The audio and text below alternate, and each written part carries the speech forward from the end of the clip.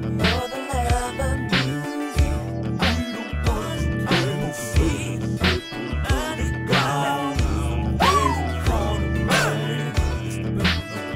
what's up, people? This your boy P. Rouse back in the building with the homie. Hey, what's up, everybody? This is your boy Micah, aka CMS, aka The One. And together we are the Purple Underground. And today we got a very special guest. As you can see, Arthur of Possess, The Rise and Fall of Prince, and The Rise of Prince. Hold on, wait a minute, wait. Let's. Okay, there we go. There we go. And let the viewers know what I'm working with. Right on. And Prince, Okay. The Rise of Prince, 1958 to 1988. Alex Hahn, let's give it up for him. Yeah. Thanks very much. Thank you, guys. It's no an doubt. honor to be here. Thanks. That's so kind of you. Appreciate it. Yes, sir. Well, thank you for doing this, giving us your time. Oh, of course. No, I'm very excited. Right on. So, what was, how did you actually get into Prince? So I would say it kind of came in stages. First song I ever heard was Head on the radio. At the time, Dirty Mind came out, and I was probably in my teenage years. And I was very into punk rock at the time. So I liked the cut, but it sounded a little bit thin to me in terms of the production I was used to. So then next cut I heard was Controversy, which I thought was absolutely amazing, just stunning groove. And to this day, it remains, one of my absolute favorites.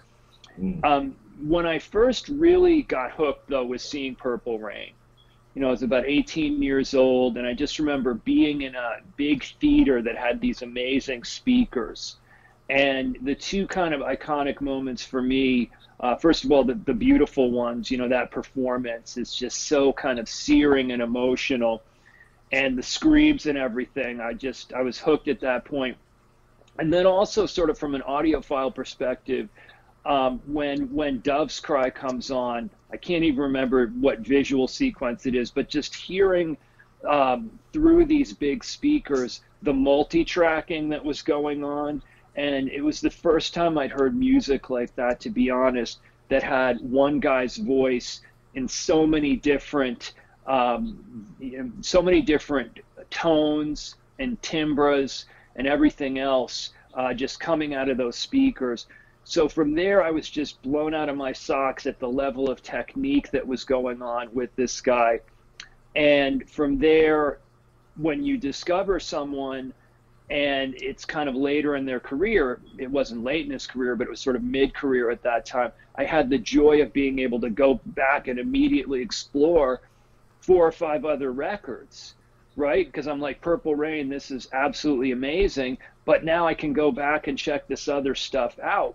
And at that point, I went back and explored Dirty Mind, 1999, and Controversy, all of which I was completely blown away by. And it was just this discovery, because meanwhile, I had Parade about to come out, and I was still exploring this old stuff. So it was just this amazing bounty of music to explore. And it took me a little while to get into the second record, which I think is, underrated, very underrated. People say that Prince's career kind of, in some ways, began with Dirty Mind, and I could see that argument because the sexuality became so important at that point. But the second record, Prince, is amazing. The first record, I think Prince himself has said, is overproduced. So to me, where it really comes alive is the second record. So long-winded answer, but that was sort of how I developed my interest. And from there, it was just waiting for each new record to come out. With a friend of mine put it this way: when a new Prince album came out, it's like triple Christmas, right? It's not just Christmas Day; it's like 3 Christmases in one. Right. Okay. What's up, CMS? Yeah. So, like, when after the fact, when you discovered Prince and things like that, I know for me, I sort of went through this phase with amongst my peers and things like that. They sort of kind of look at you as an oddball, you know, for listening to Prince. You know, like they didn't get it. So, did you have any similar experiences like that?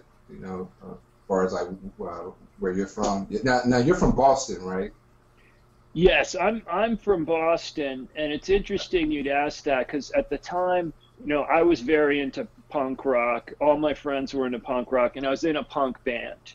I was in like a relatively respected, what you call a post-punk band. Sort of punk, but a little more artsy sound to it, combining some various styles.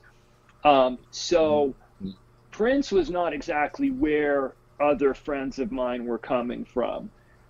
Yet every one of my peers were, either in bands or were sophisticated musically, and they got it. I mean, they got it. They weren't as big fans or anything, but all they had to do was listen. If you're a musician of any kind, and I'm not saying we were great musicians, we were fucking, I don't know if you're allowed to swear on the Purple Underground. You good. Okay. You good. So I was 17, 18 years old. So were all my friends. So I'm not saying we were discriminating musicians, but we were musicians in one shape or another. And everyone, even though they might not have been a hardcore fan like me, could just listen and say to themselves, listen to this guitar playing, listen to this guy playing every single music, the vocal quality. So no one was giving me any real argument about it. Okay. Yeah, that's what's cool. up. Yeah. But I know what you mean. Some people. So what, Micah, were your friends saying? Did they have any particular grievance with him, or? Well, you know what? For me, I think when I was going through my sort of teenage years, not all my friends, but when you go through that phase where you start to get into girls a little bit more, a lot of people, I guess, when they would come over and see my music collection, or friends would tell other people like, yeah, he's into Prince, so they just had this notion that, well, why you listen to Prince? He's weird or he's gay, so then they assume that you're gay or something. So so I sort of went through that kind of phase. Sure. Yeah. I mean, I could definitely see that because he was doing the gender bending thing at that point. And of course, there was a lot more anti-gay sentiment back in the day, right? At that point, people might have been like, "Oh, it's not cool to be, a little bit androgynous or whatever." Whereas today, we see that, very differently, right? Right. Yeah. Yeah, I get it. But it's interesting now that some of my friends now, I mean, well, they pretty much kind of know, well, this is who Micah is, this is who he's into. So they kind of, obviously, they eventually just accepted it. And, and I think they really respect Prince as an artist a lot more, once they started to kind of open their minds a little bit. I mean, they're not as hardcore as me, but there's a sense of respect there. So. That's right. I mean, when you get beyond that issue of maybe younger people being like, "Ooh, he's gay" or whatever, once you get beyond that, how can people not respect Prince? It's very, very difficult. If he's not your thing, hey, that's cool. Everyone has their subjective taste, but very few people will say this guy's not a great musician. I mean, the body of work stands for itself, and just open your ears, right? Just to the level of musicianship. And it's very hard to find a person who wouldn't like at least one song because you've got so much to choose from, right? I mean, people that are into jazz or something like that, they're part of the canon they could choose from. If you're into hard rock, there's parts of it. If you're into straight up funk, and I imagine, for us three, we like a lot of those different things. Right? So there's so many different parts of the canon that are exciting to listen to. Right. Yeah, no doubt. So, do you have a favorite Prince album or albums? That's a great question. So I would say, 1999 would be very, very high, but Sign of the Times, there you go. Probably would be the trilogy for me. Okay. Same here. Yeah. Oh yeah, for sure. Me, my That's personal interesting. favorite is 1999. I feel like it's the greatest piece of art ever made. So I couldn't argue with that. I mean, 1999 may be his most sheerly revolutionary record. right. And it's very experimental, so that's why it's close to my heart. And it's very edgy, and maybe his edgiest record. So it's absolutely incredible. Right. So, what made you want to let's get into the Possessed book.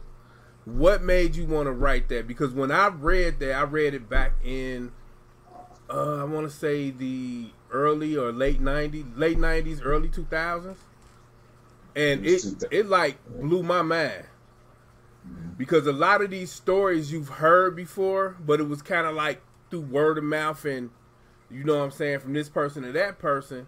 But then finally we have like a documented book that really just broke down a whole lot of shit.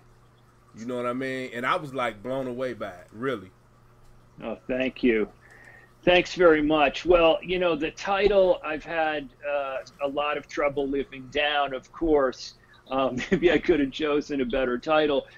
But I think about, that issue because it's 20 years later, right? And what I did with The Rise of Prince and what I'm doing with a project I'm working on now is sort of building out some of the Possessed material and expanding it. And in doing so, I can think about, how has my perspective changed and how has it not changed?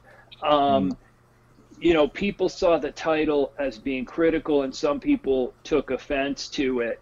And that's sort of something I'm always going to have to deal with. I mean, there's people on Prince.org and elsewhere that engage in cyberbullying of me, and I've come to realize that that's when it is what it is when people attack you at a certain level.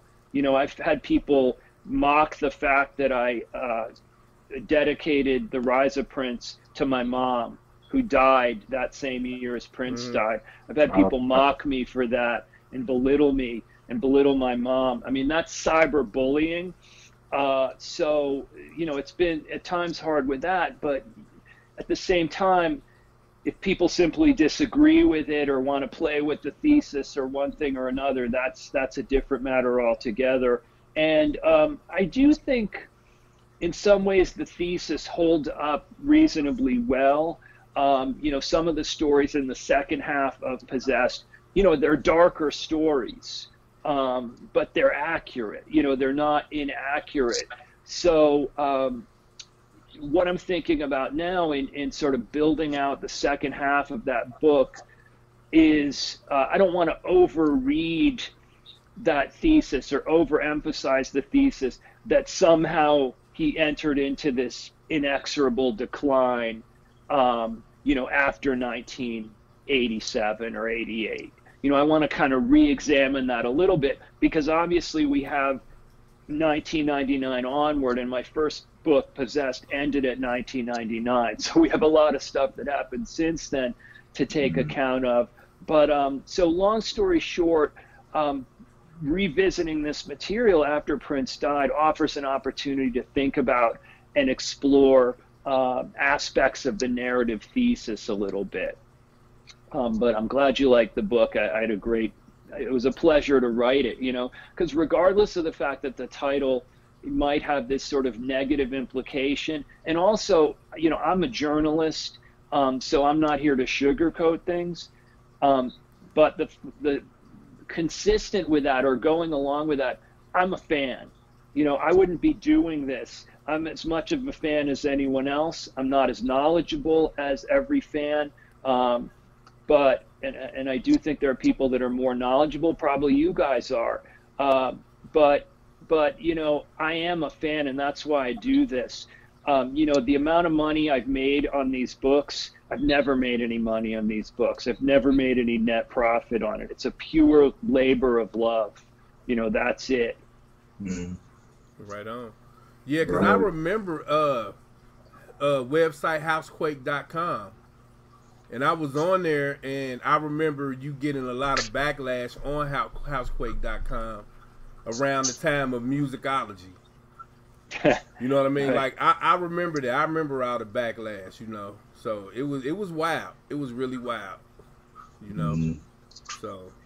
Yeah, and hey, you know, it's cool if people want to chuckle a little bit and say, hey, Rise and Fall of Prince, and then we have musicology, and then we have Lotus Flower and all this, and kind of chuckle a little bit about it. You know, hey, that's cool. You know, right. I didn't have a crystal ball, as it were, to see that stuff coming.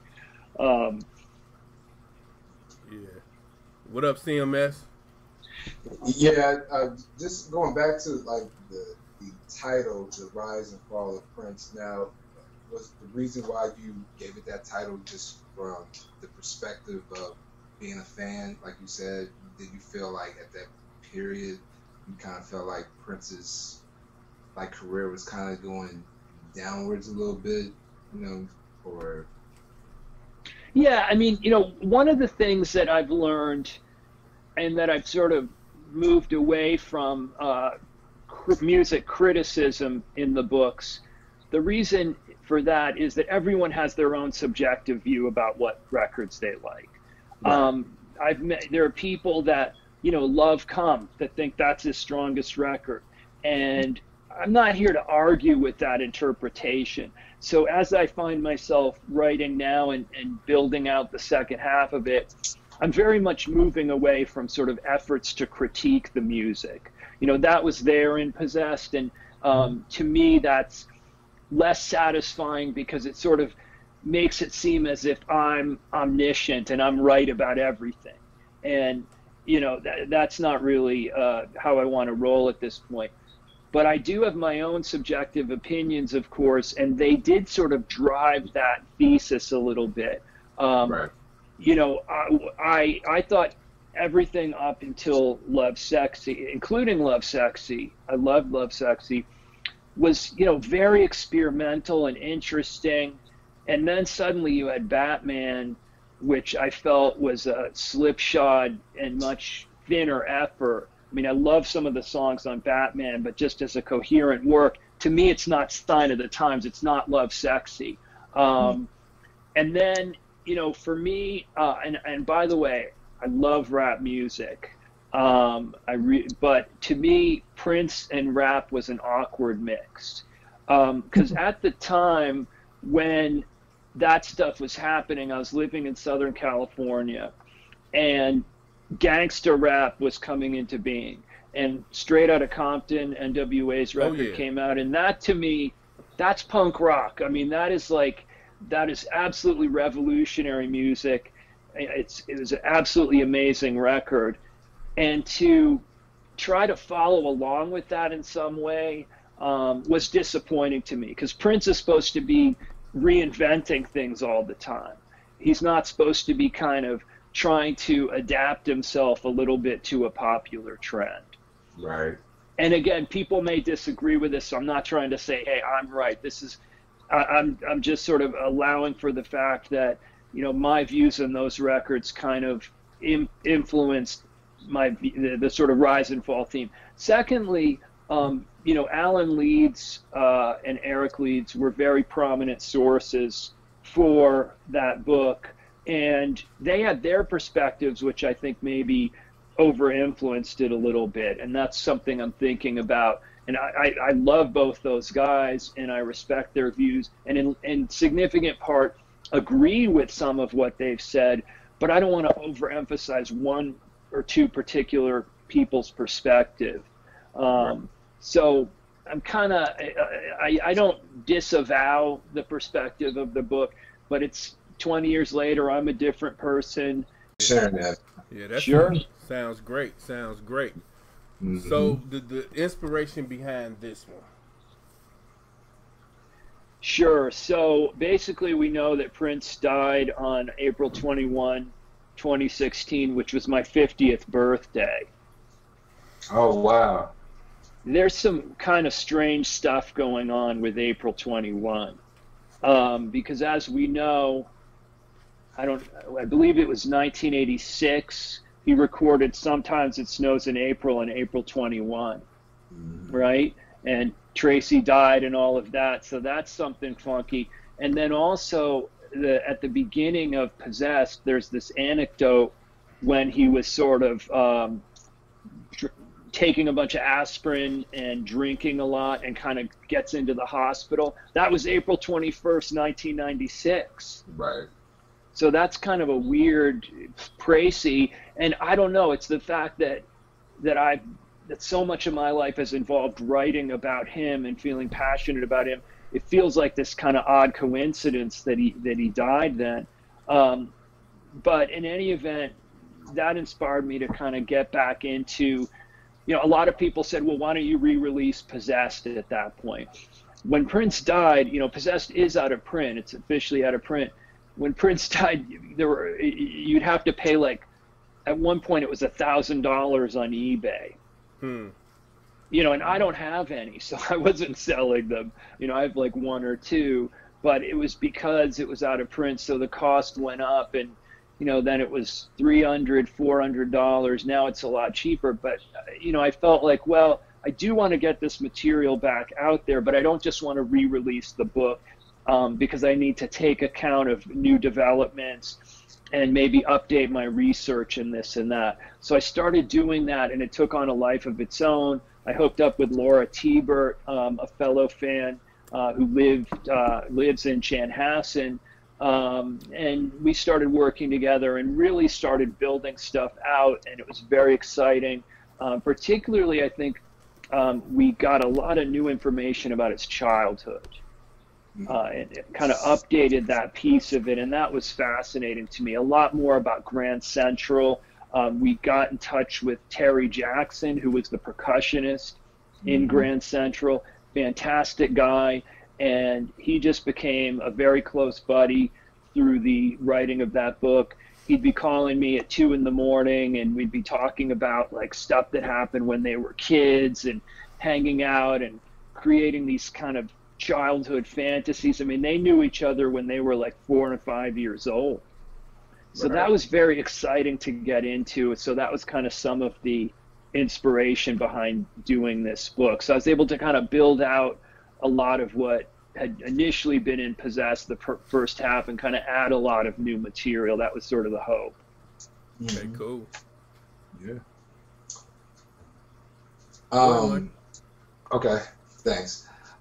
Yeah, I was gonna ask. I know you have a connection with the legendary Uptown magazine. I was wondering, would you mind sharing your connection with that, and if you can, tell our viewers, for those who don't know, as far as the story where Prince actually filed a lawsuit against the magazine back in the late '90s, I think, early 2000s or something. It was actually 1999. Another coincidence, right?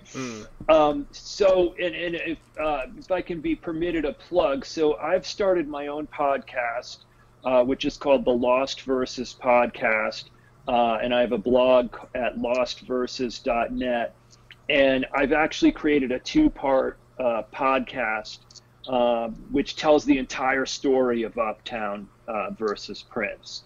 So I can sort of summarize it here, but I have basically, each part of it is about 15 minutes. So your listeners, if they want to check that out, and their support and yours is greatly appreciated. We'll link it down in the description for you. Awesome, thanks. Yeah. Really appreciate it. Sure. So yeah, I get into the whole saga there, but in summary form, in 1999, Prince sued a bunch of fan publications and websites, including Uptown. And he sued some bootleggers, some actual sites that sold bootlegs and things like that. But Uptown wasn't doing that, and neither were some of the other entities that he sued. So the law partners, the partners at the firm where I was working, gave me permission to represent Uptown pro bono, and we did, and eventually were able to reach a settlement that allowed Uptown to, remain in existence. Mm-hmm. So, Uptown was a great publication in the day. It's hard to imagine, because now we have the internet and there's just so much being discussed about Prince. Back in the day, at that time, the internet was still in its infancy, essentially, and Uptown was really a singular outlet in terms of the depth and sophistication of discussion. So it would have been a shame if it had to stop publication. So I was happy to be able to, help in that regard. The whole thing was a bit of a shame. And I get more into detail about that in the podcast. But, that's what Prince was very protective of his image and his intellectual property. We all know that. And I think in this particular case, that just went a little bit overboard. Yeah, because Uptown, man, Uptown was very essential to have for Prince knowledge. You know what I mean? And yeah, I got a couple magazines over there right now. You know what I mean? So, yeah. Well, this is the only thing I was able to get from Uptown magazine, the Days of Wild book. So that was always very useful for me. Very useful. Very useful. Those guys were deep scholars. They took a deep dive on all of this stuff. So I was glad to help out. Of course, people give me a hard time for that too sometimes. That, how can he write a book if he were, involved in that lawsuit? So it is what it is. But, no one can be wholly objective. You can just try to be fair in your writing. Right. There's no such thing as objectivity. No one's objective. Right. We all are subjective creatures. It's just a matter of testing your own subjective assumptions and trying to be reasonably fair and balanced about things. Right on. So if you had a project that you would want to be released by Prince, which one would it be? Of all of my books? No, a Prince project. Oh, sorry. No, I a Prince project. I thought you meant of my project. Oh, of any project that would be released. You mean like an unreleased project? Right, yeah. It's kind of hard to say. I mean, certainly the Dream Factory would be high on the list. I figured because I saw you write about the Dream Factory a lot. Yeah, that's a fascinating record. I mean, it was really an interesting kind of document in time. So that would obviously the original Crystal Ball record, that got pared down into Sign of the Times. Yeah. I mean, that would have been, I don't know. What do you guys think?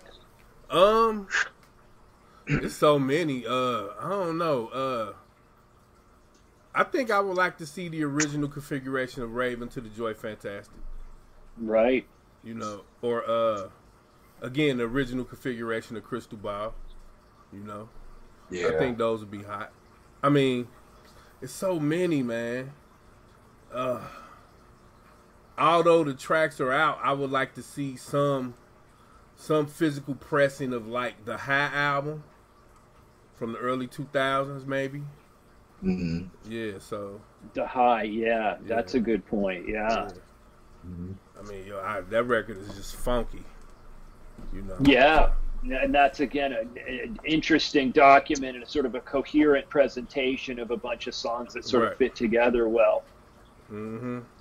What about you, CMS? I would definitely say the Dream Factory and the original configuration of Crystal Ball, unreleased. That was one.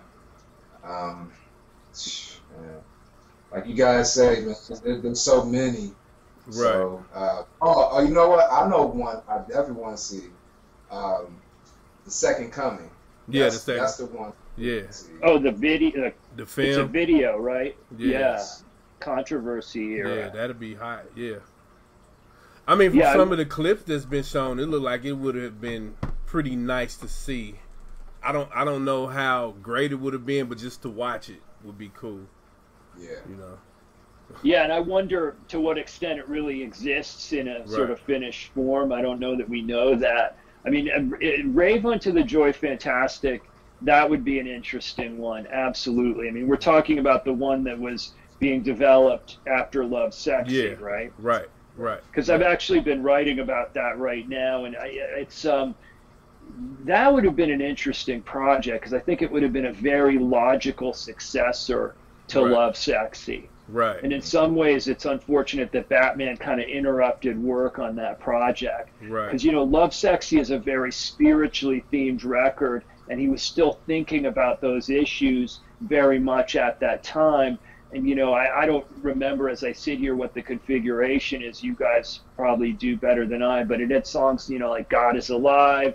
I believe it had stuff like Elephant and Flowers on it. Yeah. Elephants and Flowers at one point. Again, a very spiritual song that it's a great song, but it kind of gets a little lost in Graffiti Bridge, whereas if it had been part of this unified whole of a beautiful, spiritually themed record, that would have been awesome. Yeah. Right on. Oh, yeah. So, what is your favorite associated artist album? That's a good question. I would say maybe the First Time record. It's because that is recorded around the same time as Dirty Mind.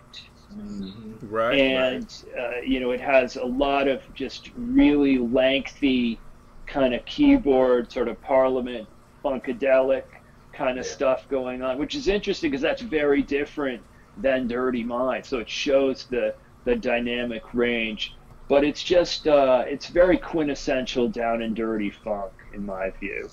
Oh yeah. Because what's your favorite, Micah?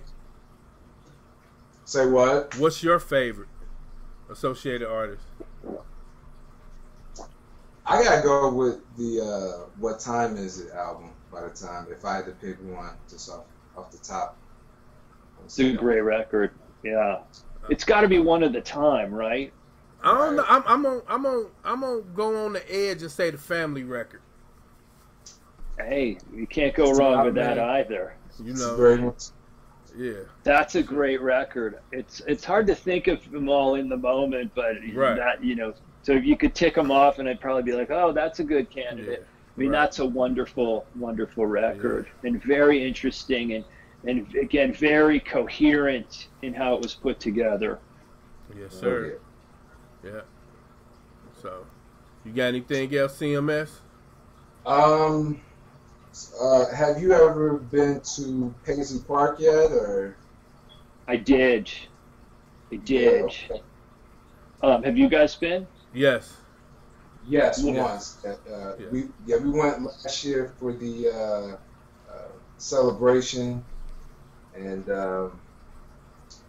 it's just for me, it was just a very surreal experience. It was very, very overwhelming. I mean, I really didn't get a chance to see everything what I would have liked to see, but just to be there is just in awe, really. So. Oh yeah. You plan on being in the celebration this year, Alex? So, no, but I can't make it this year. It's always hard to get away because my wife wants me to be around on my birthday. Right. And she's not a fan. But yeah. I think Paisley that there's a lot more they could do with it. Jill Jones was on someone's podcast. Actually, it was on Michael Dean's podcast at one point. I don't know if you guys heard this, but it was basically like almost a 3-hour rant. But a very intelligent rant, if you will. And, she raised some points that, I'm not sure Paisley Park should be a museum as such. I think it should be something along the lines of an educational institution. And she made a comparison to the African American Museum of Art, sorry, it's just called the African American Museum in Washington, D.C. Have you guys ever been to that? No. No, I haven't been there yet. It's absolutely fantastic, and it's very educational, and it's very interactive, and very steeped in history. And what Paisley needs to do is get hold of some of the people that made that museum, or people like that can really make it historic, can make it interactive, can put Prince more in the context of Black music history, right? Because, I mean, that's not the whole thing that he was about, but that's something we could all stand to learn more about. You know, it's like, I want to see an exhibit in there about Sly Stone, you know, because no one influenced Prince more than Sly Stone. So we need, you know, a description. We need someone in there that can give a good lecture on the fact that, you know, Prince was influenced most of all by Sly Stone and George Clinton and all of this, and get into the history of African American music. I don't feel there's enough of that going on. You know, I'm not that interested in seeing a costume. You know, I want to hear about, you know, how Prince fits into the historical picture, going backwards and going forwards. Right. That's not to disrespect what they're doing, but that's just some of my feelings on the matter. Right. Yeah, I can agree with that for sure. Yeah. So. Let's see that. I mean, I mean, I don't have a problem with, you know, them showing like his attire. I think that's cool. I mean, just to see it, but yeah, but you definitely make a very valid, good point. Oh yeah. There, you know, because it's deeper than just his image. Right. Yeah. Absolutely. Sure. Well put. Right on. So we ain't got nothing else. Why don't you tell the people what you got going on, Alex? You know? Yeah, thank you very much for having me. It's really a pleasure to talk to knowledgeable fans. And, you know, as I said earlier, I'm not the most knowledgeable fan. I learn from other fans. I think what I'm good at is putting it together into a story. Right. You know, so that's what I'm going to continue to do.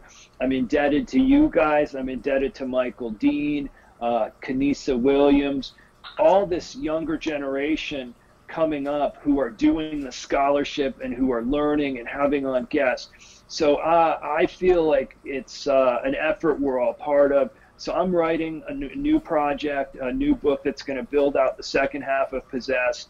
I've got a lot of new information coming in. There's just so much information out there lying in plain sight. And so that'll be coming at some point. I'm going to take my time and get it right. In the meantime, people can check me out at lostverses.net and listen to my podcast, which I'll give you guys the link.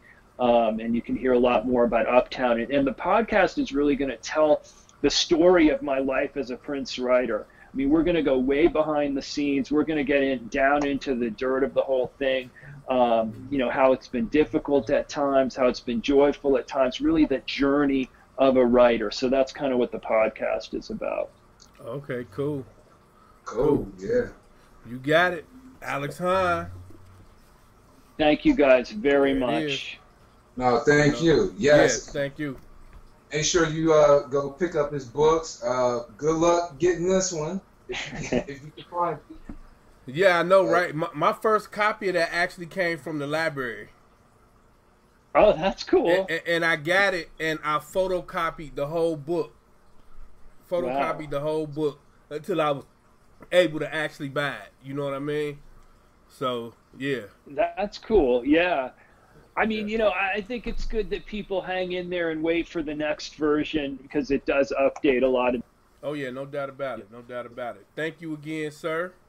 Yes. Okay. And we have My Alex pleasure. Hahn, Thank you. author. And we're going to put his links down in the description so y'all can go check him out, you know. And that's it. Purple Underground. Alex Hahn. Thank you. All right, guys. Thanks. All right. Great to talk to you. Have a good day. Oh, yeah. Take it easy.